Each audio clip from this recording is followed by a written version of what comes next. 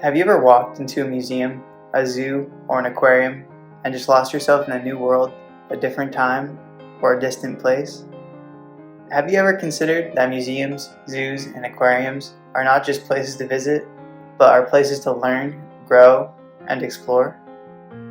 While most of us think that teaching and learning happen in square classrooms, here at Oregon State University's College of Education, we know that dynamic teaching and learning happen out there in the real world.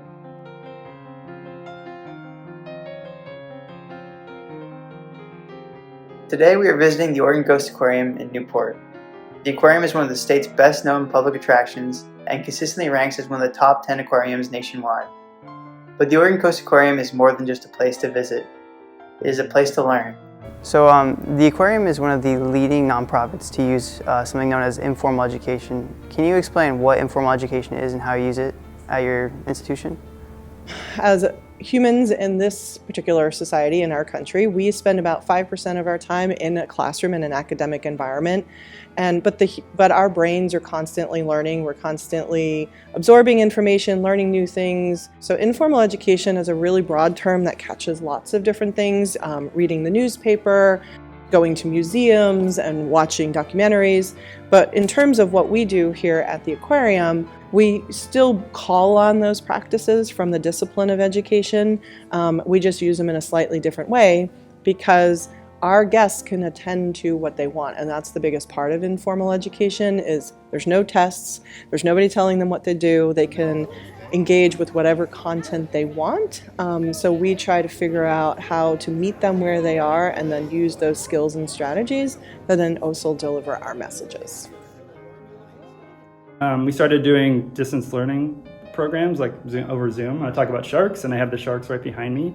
We have a lot of spaces like this, but I think a big advantage that we have is we're right next to the ecosystem, like the estuary that we can talk about. We can talk about oceans, show the ocean animals. So all of our exhibits and habitats represent the Oregon coast, and we have the animals right there. That we have some other spaces as well, like our classroom, and we have some stages where we do pelican talks to bring out an opossum.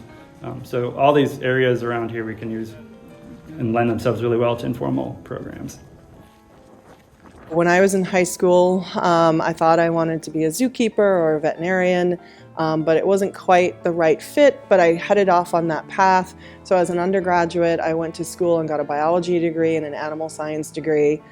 And I started volunteering at a zoo, and I realized that conservation education was a thing. And so I went to completely changed my directions and went to graduate school to get a master's degree and a PhD in science education with a focus on informal education and wildlife conservation, so I could specifically work in zoos and aquariums. If you had to give two pieces of advice to someone looking to start out working in a zoo or aquarium, what would you tell them? I think if you're even considering coming into this field, two things to do are to intern and volunteer, is to get experience in different types of environments and different types of facilities to get a better feel for the job and what might be interesting to you.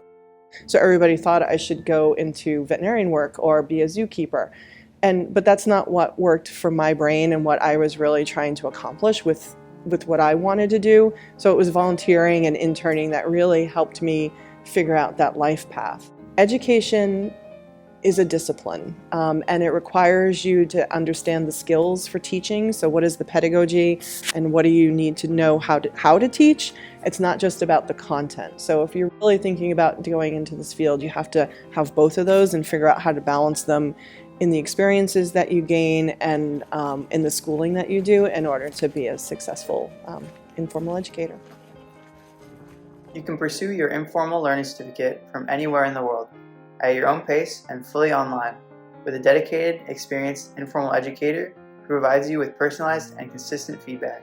The certificate is made up of 3 separate dynamic courses that will support you no matter what kind of learning environment you are working in.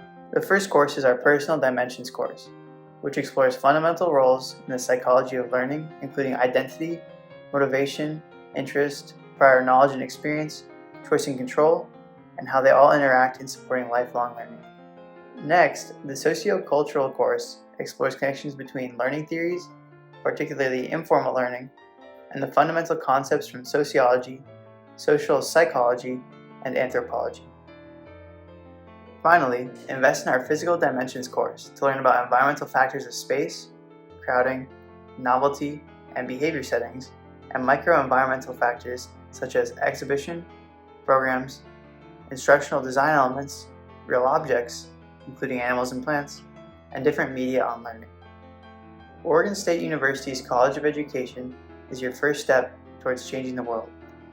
To learn more about our academic programs, financial aid, or contact an advisor, visit us online at education.oregonstate.edu.